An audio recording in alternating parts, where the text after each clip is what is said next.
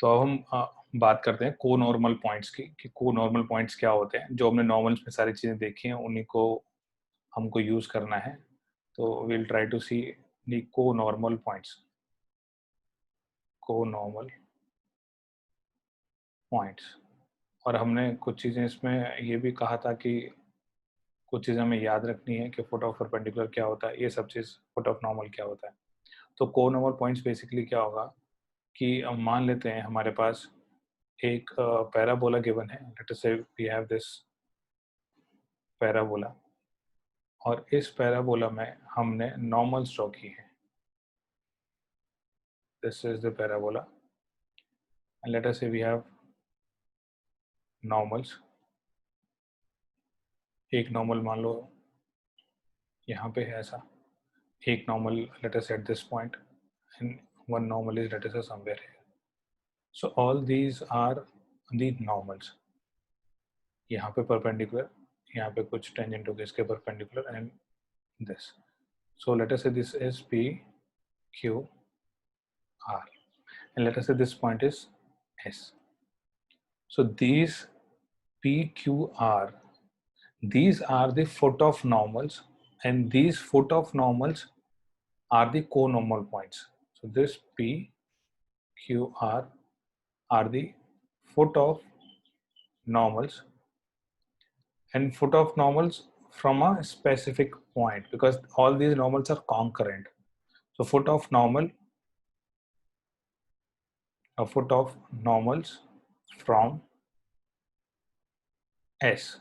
एक particular point से यहाँ से हमने नॉर्मल्स ड्रॉ करी गई हैं, उनके जो फुट ऑफ नॉर्मल्स होंगे इन्हीं को हम बोलते हैं पी क्यू आर को ही को नॉर्मल पॉइंट्स। को नॉर्मल पॉइंट्स। अब इनसे रिलेटेड काफ़ी प्रॉपर्टीज भी होती हैं और ये सारी चीज़ें हमको भी पता लगानी है कि ये को नंबर पॉइंट्स हैं तो इनमें क्या-क्या चीज़ें हैं और क्या-क्या प्रॉपर्टीज हैं इनकी। वो हम अभी देख लेते हैं यहाँ पे कि हमने इनडायरेक्टली कुछ क्वेश्चंस इस पे सॉल्व कर चुके हैं। अगर हमारे पास पैराबोला है y square equal to 4x, let us assume that we have this parabola y square equals 4x। तो y square equal to 4x के लिए हम यहाँ पे काम कर रहे हैं। तो y square equal to 4x के लिए equation of normal, we know the equation of normal actually. So equation of normal. Equation of normal of slope m was y equals mx minus 2am minus am cube.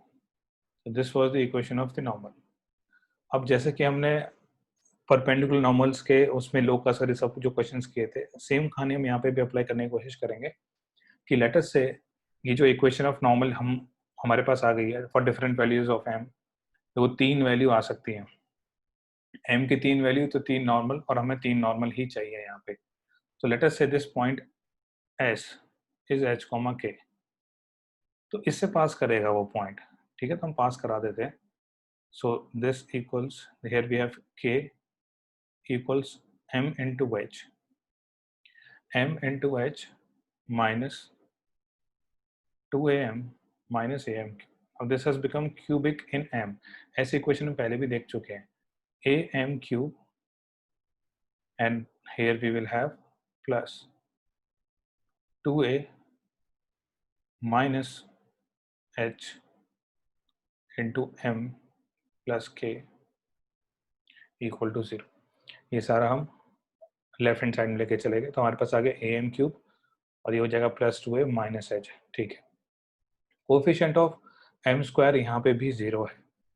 Since the coefficient of m square here is 0, तो understand this point कि यहाँ पे सम of root से हमारे पास आएगा m1 plus m2 plus m3, this should be equal to 0 क्योंकि coefficient of m cube m square, coefficient of m square is 0। तो यहाँ पे इन तीनों का जो स्लोप होगा उनका जो सम होगा, और वही एल्जेब्रिक सम की बात हो रही है, दिस इज 0। इससे हमें बहुत सारी चीजें पता चल सकती है और वो क्या चीज है, अगर हम याद करें फुट ऑफ नॉर्मल्स जब हमने इक्वेशन ऑफ नॉर्मल डिराइव की थी, अगर हमें याद भी नहीं है, वो मैंने कहा था कि याद होना चाहिए, तो याद करते हैं कि जो हमने नॉर्मल की इक्वेशन डिराइव की थी उसमें हमने डेरिवेटिव लिया था सबसे पहले। यहाँ लिखा था हमने 2y y dash equals 4a। तो यहाँ से y डैश आया था हमारे पास 2a by Y, 2a by Y. ये स्लोप था टेंजेंट का। हमको नॉर्मल का स्लोप निकालना था, तो हमने किया था इसको minus Y by 2a। This was equal to slope of the normal. तो यहाँ से y कितना आ गया था -2am, -2am। और जो फुट ऑफ नॉर्मल आया था, जिस पॉइंट की हम बात करें, एनी पॉइंट, अगर उसको m के टर्म्स में हम निकालना चाह रहे थे, तो that foot of normal was am square comma 2am। और हमने डिस्कस भी किया था, इसको हमें याद रखना है, -2am, am स्क्वायर -2am। तो अब यहाँ पे जैसे m1 होगा तो p कोऑर्डिनेट आ जाएगा, m2 q आ जाएगा, m3 r आ जाएगा, तो इसे तीनों आ जाएंगे। अब m1 plus m2 plus m3 ये यहाँ पे 0 है, तो बेसिकली यहाँ पे हमारे पास क्या मिल रहा है, we can multiply the entire equation by -2a। तो यहाँ पे हम -2a से मल्टीप्लाई कर सकते हैं पूरी इक्वेशन को। So -2am1 -2am2 -2am3 equals 0.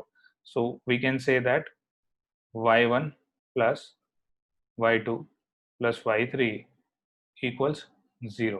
तो ये एक प्रॉपर्टी हमको मिली है को नॉर्मल पॉइंट्स के लिए कि उनके y कोऑर्डिनेट्स का सम 0 होता है। तो this is one property that we have seen. अभी और भी प्रॉपर्टी देखेंगे। तो अब ये पहले भी हम इनडायरेक्टली मैंने कहा कि यूज कर चुके हैं हम। तो अभी यहाँ तक देखो, will try to move on, कुछ और प्रॉपर्टीज देखते हैं। अगर यहाँ तक सब चीज़ें क्लियर हैं तो हम आगे चलते हैं। तो अभी हम बात करते हैं उसी टॉपिक को आगे लेके, equation of circle passing through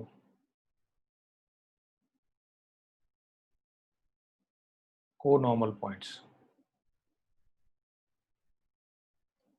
तो अभी जो 3 को नॉर्मल पॉइंट्स थे, क्योंकि 3 पॉइंट है तो सर्कल फिक्स हो जाएगा। So we have to find out equation of the circle passing through these 3 co-normal points. इसको प्रॉपर लैंग्वेज में हम अगर लिखना चाहेंगे तो we can write कि let us have that from a point h, k, जो गिवन चीज है वो हमारे पास इक्वेशन ऑफ सर्कल में रिफ्लेक्ट हो सकती है। From a point h, k, 3 normals are drawn। 3 normals are drawn। ठीक है, टू अ पैराबोला। तो ये चीज हमें गिवन है यहाँ पर। To a parabola y square equal to 4x लिख दो या 4ax लिख दो, ठीक है, कोई दिक्कत नहीं है। चलो ax लिख देते हैं। y square equal to 4ax,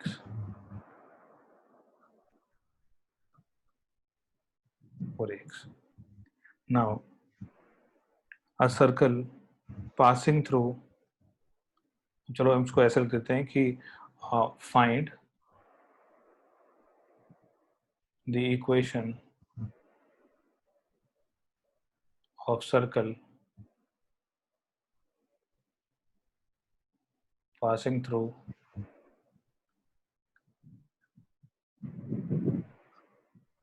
feet of these 3 normals।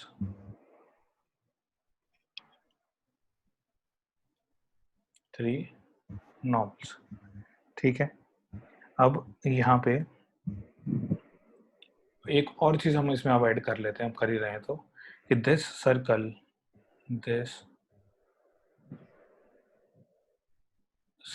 तो पहले क्वेश्चन ये हो चुका है ना, this circle intersects the parabola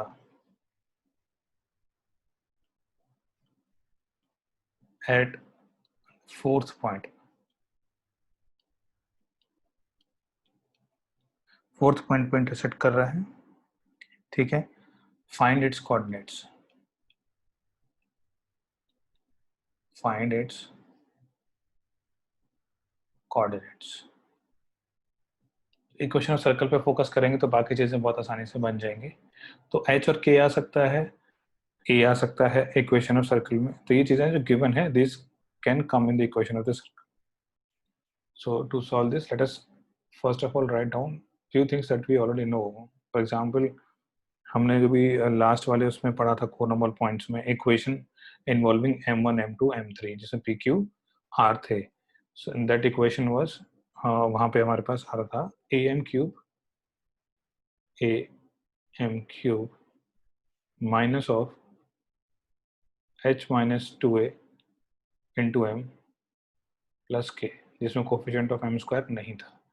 तो पहली चीज तो ये यहाँ पे लिख लेते हैं, क्योंकि इसका कहीं ना कहीं हमें यूज आना होगा कि दिस, और ये याद भी रखोगे तो अच्छा है। वैसे बहुत ही आसानी से आप इक्वेशन नॉर्मल से निकाल सकते हो।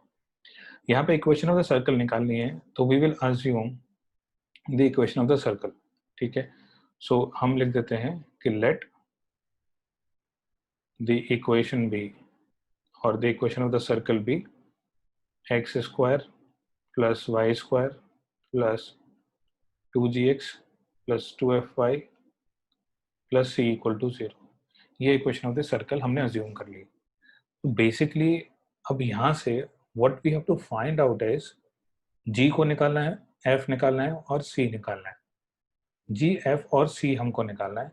ये अगर हमसे हो गया तो बाकी चीज़ें बहुत ही सिंपल हैं, बहुत ज़्यादा चीज़ें इसमें हमको नहीं करनी पड़ेंगी। ठीक है, अब यहाँ पे कुछ चीज़ें और हम देख लेते हैं कि जैसे कि अगर आप थोड़ा सा फोकस करो कि ये जी एफ कैसे निकालेंगे हम, और ये सब चीज़ कैसे हो सकता है पॉसिबल। तो अल्टीमेटली ये जो इक्वेशन है जो हमको दी हुई ए एम क्यूब और एच माइनस 2am, इसको रिलेट कैसे करेंगे इससे। तो रिलेट करने के लिए एक बहुत ही सिंपल सी चीज पॉइंट दिमाग में आना चाहिए, एंड दैट पॉइंट इज को नॉर्मल पॉइंट्स जो फुट ऑफ नॉर्मल थे, हमें पता है वो क्या थे। तो ये जनरल जो फुट ऑफ नॉर्मल थे तीनों, हम अगर p के फॉर्म में उसको डिनोट करना चाहें तो we can write that as am square minus 2am। ये अभी हमने देखा थोड़ी देर पहले। तो इसका मतलब ये जो सर्कल है ये सारे पॉइंट से पास कर रहा होगा। तो अब इसका मतलब ये इस पे लाई करना चाहिए सर्कल पे। ठीक है, तो लाई करा देते हैं। अब लाई कराने के बाद देखो हमारे पास क्या आता है। P पॉइंट इस पे लाई करेगा क्योंकि कोनोवल पॉइंट से पास करता हुआ ही ये सर्कल है। तो हमारे पास क्या आ जाएगा, वी विल हैव a, इसको यहाँ लिख लेते हैं am square m raise to the power 4 हो जाएगा, a square m raise to the power 4, और यहाँ पे आ जाएगा y square which will be 4a square m square plus 2gx। तो यहाँ पे आ जाएगा plus 2a g into m square plus 2fy minus 4a m into f plus c equals 0। अब ये कहानी यहाँ पे आ चुकी है। अब आपको छोटी छोटी चीज़ों में ध्यान देना है। m4 आया है यहाँ पे, ऊपर वाली इक्वेशन में m क्यूब है। इसका मतलब दैट एक्स्ट्रा पॉइंट और जो फोर्थ पॉइंट जहाँ पे वो सर्कल उस पैराबोला को इंटरसेक्ट कर रहा है, वो फोर्थ पॉइंट हमें m4 से मिलेगा। तो अब हम उस डायरेक्शन में चल चुके हैं जहाँ पे पर पूरा क्वेश्चन हमने समझ लिया, और आगे प्रोसीड करना है यहाँ से, क्योंकि m4 भी दिखाई दे रहा है, m1 m2 m3 m4। अब यहाँ से अगर आप निकालने की कोशिश करोगे तो एक सिंपल सा यहाँ पे हम एक काम कर सकते हैं। एम क्यूब का यहाँ पे कोफिशिएंट अभी भी क्या है, 0 है। तो सम ऑफ रूट्स तो 0 होगा ही होगा। तो इसका मतलब यहाँ पे हम ये लिख सकते हैं कि सम ऑफ रूट्स क्या हो जाएगा, m1 plus m2 plus m3 plus m4 equal to 0। और यहाँ से ऑलरेडी हमने पिछले वाले उसमें देख लिया था कि m1 plus m2 plus m3 वो 0। तो ये तो बेचारा 0 था ही already. So it clearly implies m4 0 आ जाएगा। पहली बात ये हो गई। अभी हम g और f और c पे नहीं पहुंचे, हम वहां पे पहुंचेंगे धीरे धीरे। पहली चीज ये कि यहाँ से अब हम सम ऑफ रिलेशन बिटवीन कोफिशिएंट्स और रूट्स ही हमको अप्लाई करना है, वहीं से हम निकाल लेंगे रिलेशन। अब एक चीज यहाँ पे हमारे पास ये आ चुकी है कि चलो M4 हमारे पास अगर 0 हो गया, ठीक है, तो M4 अगर 0 है तो प्रोडक्ट ऑफ फ्रूट्स भी 0 हो गया हमारे पास, ठीक है। तो मतलब हम यहाँ कह सकते हैं कि M1 M2 M3 मतलब M1 M2 and M2 to M4 equals 0। लेकिन रिलेशन बिटवीन कोफिशिएंट्स के लिए क्या होगा, वो उसको हम कैसे लिख सकते हैं रिलेशन बिटवीन कोफिशिएंट से, क्योंकि यहाँ पे सिर्फ एक ही कांस्टेंट बचा है। अगर आप ध्यान से देखोगे तो सिर्फ एक ही कांस्टेंट बचा है, और प्रोडक्ट ऑफ रूट्स क्या होता है, constant upon coefficient of highest power. तो ये क्या हो जाएगा, equal C by A square, और ये क्या है 0। यहाँ से हमारे पास क्या आ गया, C इक्वल 0, C इक्वल 0 हो गया एक काम तो, ठीक है। तो G और F बचे हैं अब हमारे पास, C को 0 पहुंचा चुके हैं हम लोग। अब और भी छोटी छोटी चीजें हैं जो हमें अब देखनी है। M क्यूब से मिलता है हमको sum of roots, M square से मिलेगा हमें roots taken 2 at a time, मतलब कोफिशिएंट ऑफ M स्क्वायर से जो मिलेगा। तो अगर हम इस इक्वेशन से, from this equation if we want to find out M1 M2, यहाँ से हम निकालेंगे M1 M2 plus M2 M3 plus M2 M3 plus M1 M4। तो इसी तरह से हमारे पास सारे बनते जाएंगे, ठीक है। ये सब लिख लोगे आप। और अब इसके अलावा हम और भी लिख सकते हैं, हम कह सकते हैं कि आपके पास 4 रूट्स हैं तो 4C2 जितने भी आएंगे आप सारे हो जाएंगे। या आप ऐसा लिख लो, चलो सिग्मा M1 M2, ठीक है, सिग्मा M1 M2। तो यहाँ आ जाएगा हमारे पास sigma M1 M2 equal to, अब यहाँ पे कोफिशिएंट ऑफ M स्क्वायर की बात होगी, जो कि यहाँ क्या हो जाएगा, root second 2 at a time है तो -1 की पावर 2 आएगा, -1 की power 2 into 4A square, coefficient of M square 4A square plus 2 times A into G divide by, यहाँ आ जाएगा हमारे पास A स्क्वायर, ठीक है, ये आ जाएगा A स्क्वायर। ऐसे ही sum of roots taken 2 at a time, उसमें ये वाली भी आएंगे M1 M2 M2 M3 M1 M4, तो वो यहाँ से निकालेंगे, वो लिखो और दोनों को कंपेयर करो, हमको G मिलेगा वहां से, ठीक है। ये काम करो अभी जल्दी। यहाँ पे सेम चीज अगर हम यहाँ से निकालेंगे, ये इक्वेशन इस वाले के लिए था सिग्मा M1 M2। अब हम इसके लिए एक बार कर लेते हैं, इसके लिए सिग्मा M1 M2 क्या आएगा। तो बेसिकली दोनों के लिए चीज़ें अलग अलग रहेंगी। यहाँ पे हम लिख सकते हैं M1 M2 plus M2 M3 plus M1 M2 M1 M3।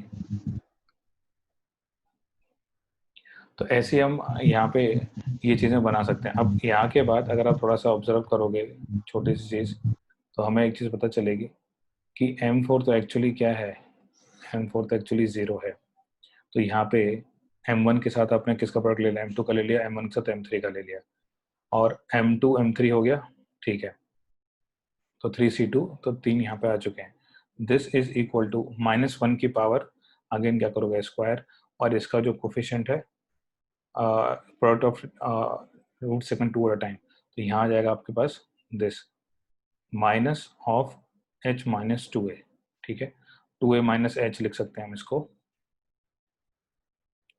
2a minus h divide by a, ऐसा। अब ध्यान से अगर देखेंगे तो ये जो सिग्मा M1 M2 इसके लिए आया है, और ये दोनों बराबर है। बराबर क्यों है, बराबर इसलिए है क्योंकि इसका फोर्थ रूट 0 है। तो जो फोर्थ रूट जिनके साथ भी मल्टीप्लाई हुआ होगा वो टर्म तो ऑटोमेटिकली 0 ही आ गए, तो बचे जो टर्म्स होंगे वो यही टर्म्स बचे होंगे। इसको कंप्लीटली लिख के देखना, यही टर्म्स बचे आएंगे।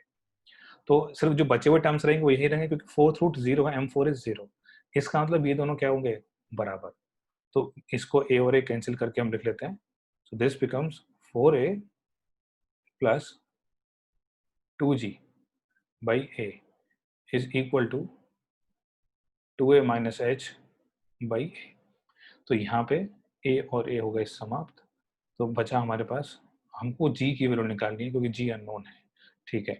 तो यहाँ पे हमारे पास आ जाएगा दिस इज नथिंग बट इसको और इसको कर देंगे कैंसिल, फिर यहाँ बचेगा 2a, सो यहाँ हो जाएगा हमारे पास 2a, सो 2g इक्वल्स 2a, तो ख़त्म हो चुका था पहले ही, so this equals minus h minus 2a, तो यहाँ से हम लिख सकते हैं g equals minus of h plus 2a divide by 2, ये लिख सकते हैं इसको।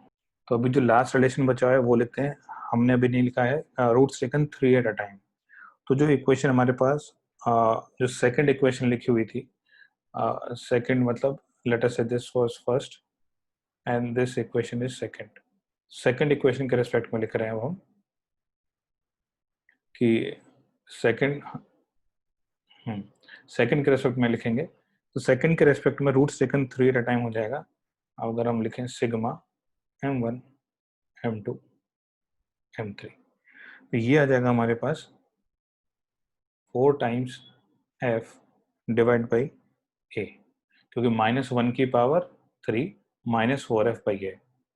अब ध्यान देंगे तो 3 एट अ टाइम लेंगे तो यही ऐसा नॉन जीरो आएगा, बाकी कोई भी आप लोगे तो बेसिकली इसके लिए, हमारे वाले केस के लिए, क्योंकि m4 तो जीरो ही है, तो हम ये कह सकते हैं कि m1 m2 m3 सिर्फ यही 4f बाई a है, क्योंकि आप m4 को किसी के साथ भी ले लो वो हमेशा उसको जीरो कर देगा, क्योंकि m4 is zero.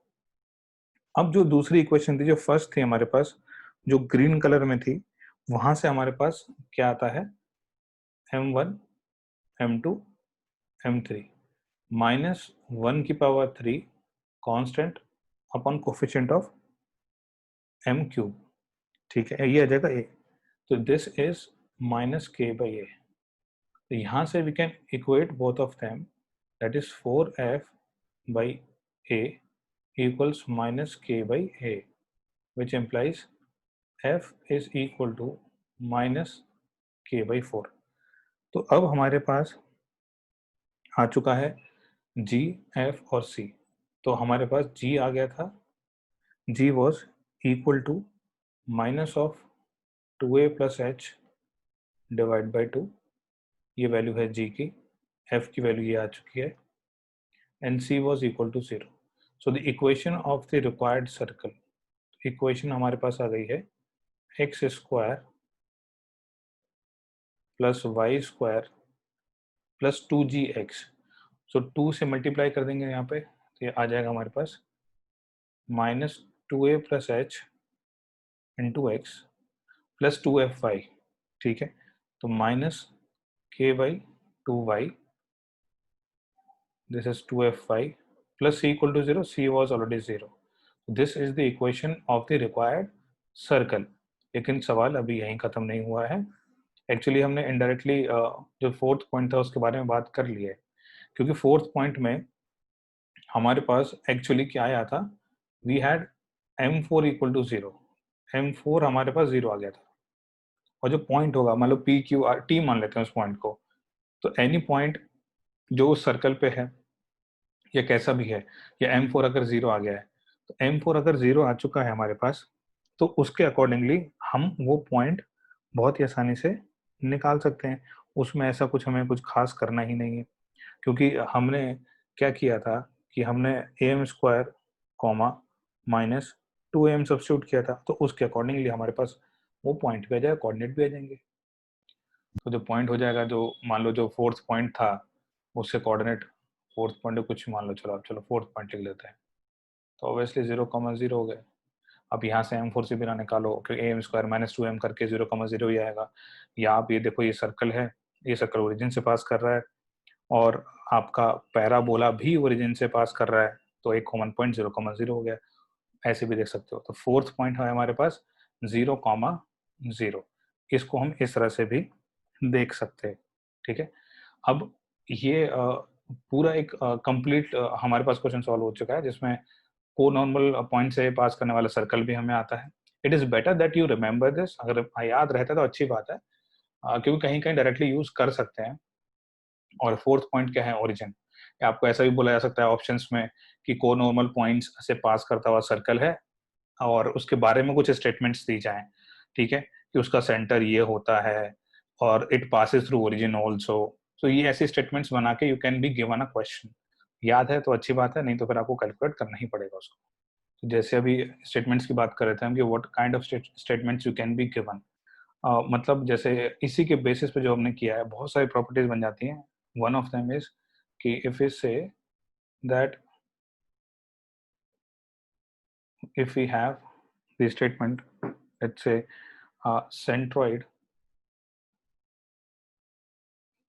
centroid of the triangle PQR lies on the axis of the parabola. अब ये PQR are basically the co-normal points. It is given that PQR are co-normal points. तो क्या ये स्टेटमेंट सही होगी? तो यहाँ पे अगर आप ट्राइंगल के सेंट्रॉइड की बात करोगे, क्योंकि हम ऑलरेडी डिराइव कर चुके हैं कि y1 plus y2 plus y3 ये क्या होने वाला है, 0 होने वाला है। तो इसका मतलब सेंट्रॉइड का y कोऑर्डिनेट क्या होता है, यही होता है डिवाइड बाई 3, तो वो भी 0 होगा। इसका मतलब जो y कोऑर्डिनेट है सेंटर का सेंट्रॉइड का, दैट इज 0। इसका मतलब centroid will lie on the x axis which happen to be axis of the parabola and which will be true for all the parabolas. तो इसका मतलब centroid of the triangle PQR lies on the axis of parabola। तो ये एक important property बन चुकी है, और ये अगर आपने किया हुआ है तो आप पीछे समझ पाओगे, अच्छा इसका रीजन ये है, हमें ऐसे करना था, वरना थोड़ी लेंदी हो सकती है ये प्रॉब्लम। ठीक है, so this was the right answer.